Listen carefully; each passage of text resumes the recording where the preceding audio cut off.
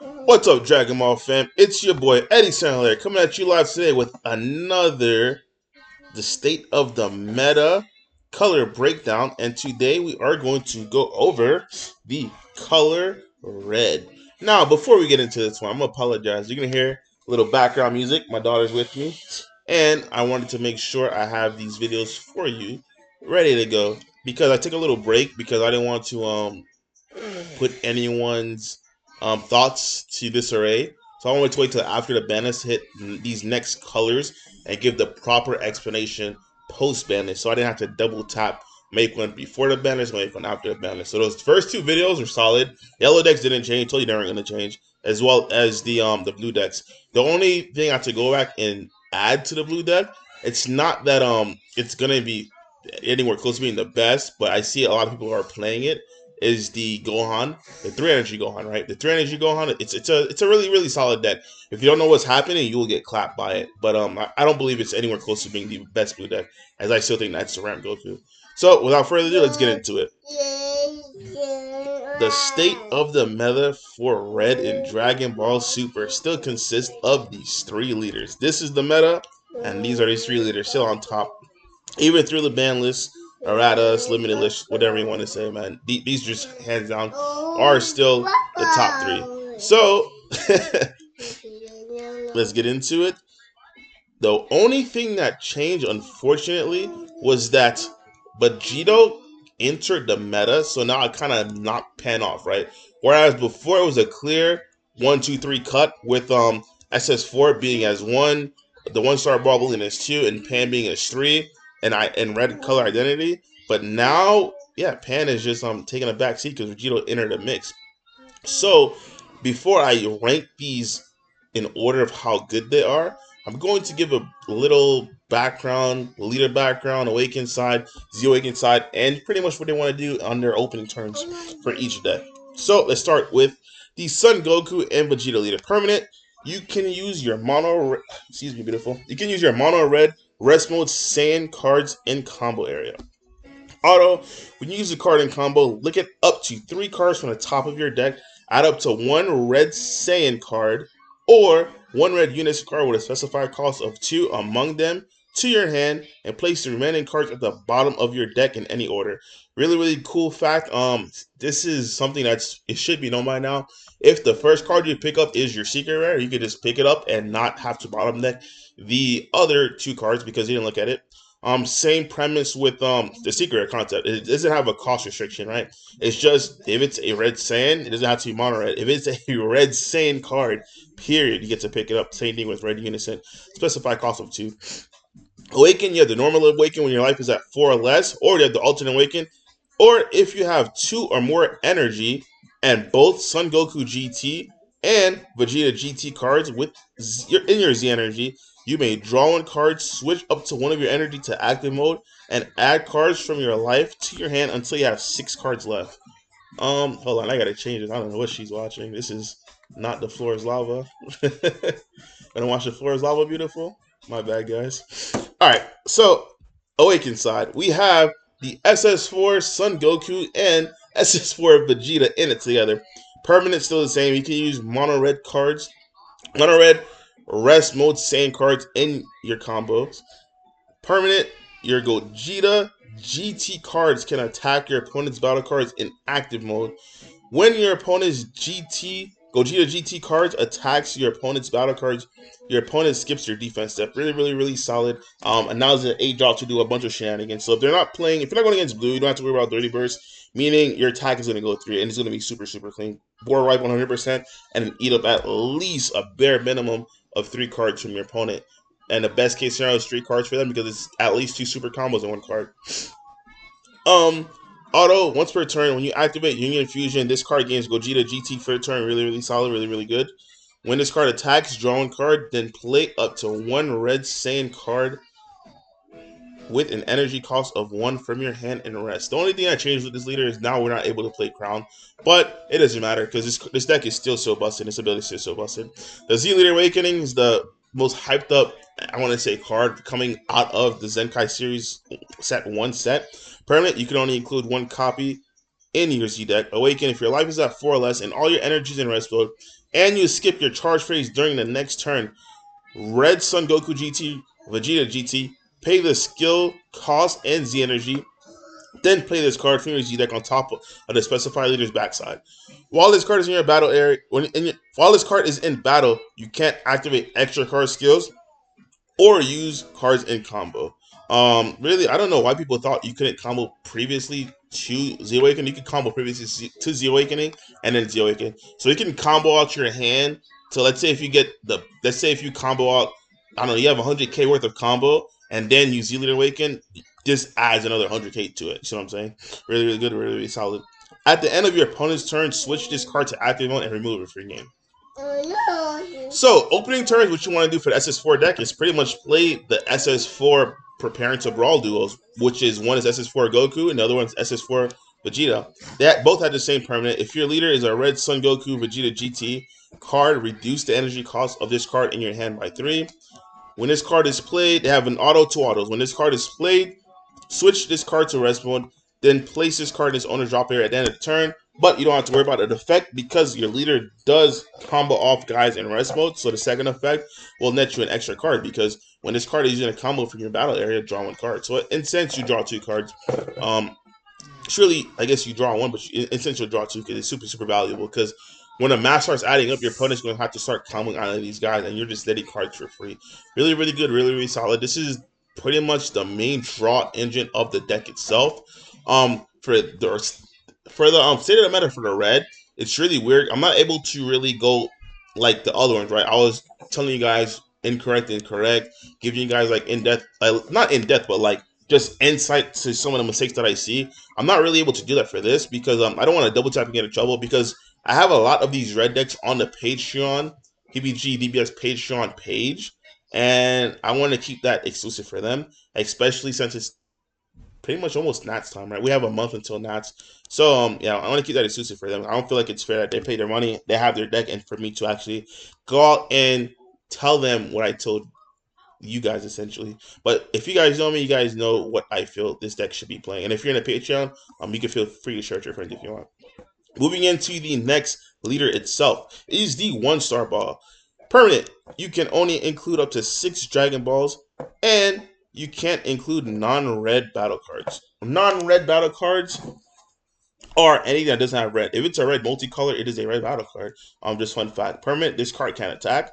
Activate main, switch this card to rest mode. Add up to 2 Dragon Balls from your deck or your life to your hand. Then shuffle any areas you look through with this skill.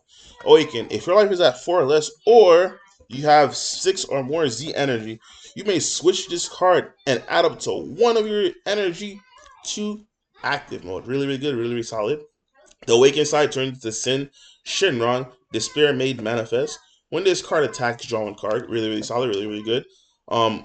Activate main. Once per turn, choose up to 1 of your Shadow Dragon battle cards and 1 battle card or unison. The chosen cards gain 15k power for the turn. And the Z Leader, one of the best Z Leaders, if not the best Z Leader in the game, because it's free. It's pretty much 1 energy because your balls are going to net you instantly 6. So base double strike, Z Awaken, when it's at 3 or less, or I forgot to go back. Yeah, so this everyone should know now. This does not include your Z deck anymore. So you could run cards such as SSB, Vegeta's the Surmounting. Yeah. So go back to this auto. When this card attacks, draw 1 card. Activate main. Choose 1 of your Shadow Dragon battle cards and up to 1 battle card or unison. The chosen cards gain neg 20k power for the turn. Additionally, you remove 6 Dragon Ball cards in your drop area for the game. If you do, play up to 1 red Shadow Dragon card from your hand. Essentially, you're going to play another 8 drop.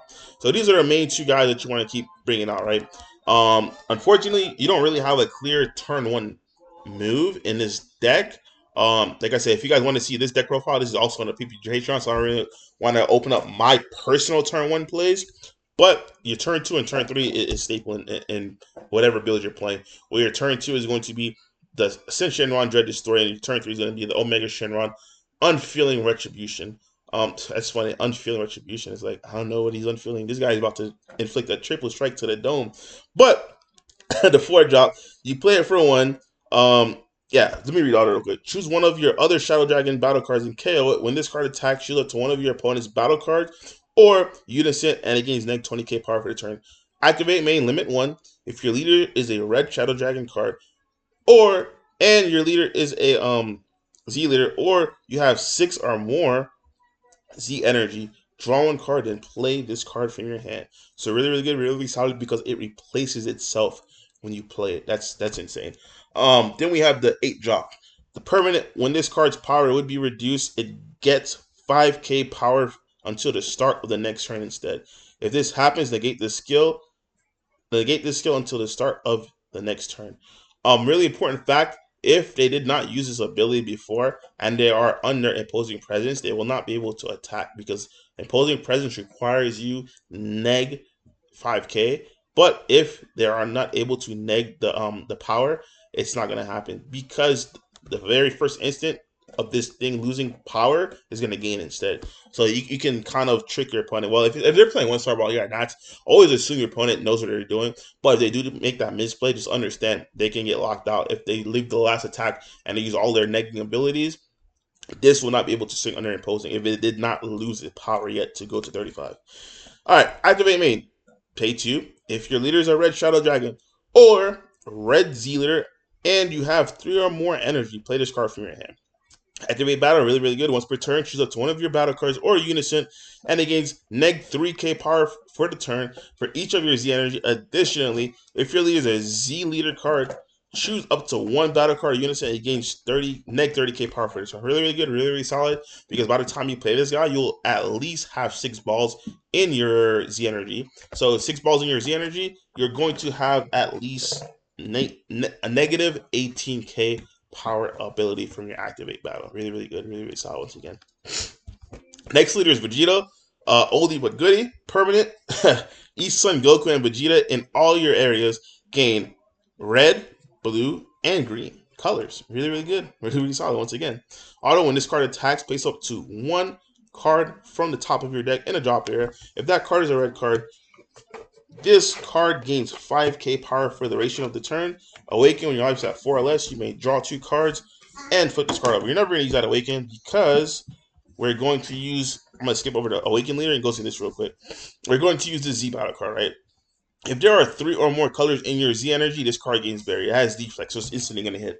When this card is played, look at the top 7 cards from the top of your deck, add up to one Vegito card among them to your hand, shuffle your deck, and if you added a card to your hand, place one card from your hand at the bottom of your deck. Really good, really good, really, really solid because you don't have to place one under it first because if you whip, that would have sucked. Activate main. This is why you'll never use that awaken ability because this one activate main. If your leader is a red Vegito card, its front side is facing up. You have 2 or more energy, and you remove this card from the game. Flip your leader over and draw 2 cards. So you pretty much turn into Fusion Warrior Super Saiyan Vegito. Really, really good. Really, really solid, man. Permanent. It's the same one where each Son Goku and Vegeta in all your areas gain red, blue, and green colors. When this card attacks, draw one card. And if there are 10 or more Son Goku, Vegeta in your drop, this card gains plus 5k and double strike for the duration of the turn. My voice died because you're never going to do this. Because by the time you do this, you are going to be Z Awakened. I forgot, I didn't put the Z Awakened leader on here. But yeah, you're going to be Z Awakened. The Z Awakened leader, I believe I still have it. Let me see. The Z Awakened leader is, I want to read it to you. Sorry about that. Boom. Let's do this one. The Z Awakening leader. You're going to pay 1 red. It's going to be a red Vegeta, right? Your Son Goku, permanent. Your Son Goku and Vegeta cards are also treated as red, blue, and green in all areas. Activate main once per turn if you have 3 or more energy, and you choose one of your Vegito Z battle cards. Play up to 1 Vegito card with energy cost of 8 from your hand on top of the chosen card. So that 1-drop Z battle card that we saw, you're just going to play an 8-drop Vegeta on top of it for free because of your leader. And it also has this cool activate main once per turn. Place 1 card in your hand at the bottom of your deck, draw 2 cards, then choose up to one of your opponent's battle cards, ignoring barrier and return it to the hand. So we have insta board removal for cards like Slug, Trunks, all that good stuff. I'll blow a balloon for you later, baby. let me finish doing this. So your opening turn plays on your turn 1. You want a deck filter because deck filling is deck winning. You want to play this Vegito polymorphic Patora. It has an activate man. This is a lot of text. Activate man 1 for 1 energy. Place this card in its owner's drop area from your hand. If your leader card is Vegito card, choose up to 1 Son Goku and 1 Vegeta card in your deck or drop area with energy cost of 2 or less. Negate their skills, play them in rest mode, shuffle your deck if you look through it, and you can't play non-Vegito battle cards for the duration of the turn. At the end of turn, place all the battle cards played into the battle area by this skill and their owner's drop area. You're just going to play them for free because after you play them for free, you're going to play this card. It is the Vegito Resolve combined. So, it is Barrier, which is really, really annoying. Barrier card that says Union Patora, if your leader card is a red Vegito, which is card, and you draw 2 cards, so you're going to draw 2 cards, really, really good, really, really solid. Activate main, /activate battle for 2 energy or 2 red energy. Play up to 1 Vegito card with an energy cost of 7 or less from your deck on top of this card, then shuffle your deck. As an activate main for 4, choose up to 1 Vegito card with an energy cost of 10 or less in your hand and play on top of this card. You're not going to use that last activate main, but realistically speaking, you're mainly using the activate main or battle for this card itself. So that's the plays you want to get into. If you're interested in seeing this one, a really, really in-depth profile, I'm gonna have this one on the Patreon too as well. All right, so let's go up a little bit. We did the Vegito. So going back to these 3 leaders, the triangle it forms. So in my opinion, if you're to ask me, the first and the best red leader, if not the best deck still in the format, goes to ding, ding, ding. You're going to be like, Eddie, you're wilding. I'm not wilding. Why in the world do you think if you win a Zenkai Cup tournament, you get this bad boy? And why in the world do you think if you win that, you get this bad boy? It's because it's still hands down the best deck in the format. The amount of draws that you get with this deck is still insane. You still have to deal with the 8 drop. You still have to manage your pretty much card selection because you don't want to run out of super combos too early, because if you do, then hey, you're going to be burnt out for the Vegito 8 drop. It's just really, really good, really, really solid. Like I said, I already have this build of my exact build post-nats on the post-ban list on the Patreon, so check that out if you want insight on this one. Then it's a toss-up between the next 2, right? And I'm going to explain to you why. In my opinion, looking at all 3 of these, right? In the show, we already know the strongest person in the show is Vegito. Then they got Power Crap. The same way Vegito got Power Crap on his ban list. The reason why Vegito is not the best red deck, because number 1, Senzu Bean was a huge integral part in your strategy. The thing that you can do was like U7 on steroids. Like, you thought 1-star ball was crazy, hitting you with a double strike crit on turn 2. This is just absolutely insane. Now, when you pair that up with Senzu Bean offensively, it was like dumbfounded insane. But now that Senzu Bean took the hit, and the fact that you're gonna laugh at this, but out of these 3 leaders, there's only 1 leader that really struggles now against Vale Rage, and it's gonna be this bad boy. It took a really, really huge nerf in the show, because in the show itself, as you know, you have the little time limit now instead of being permanent, as well as if you use all your powers early, you'll time out.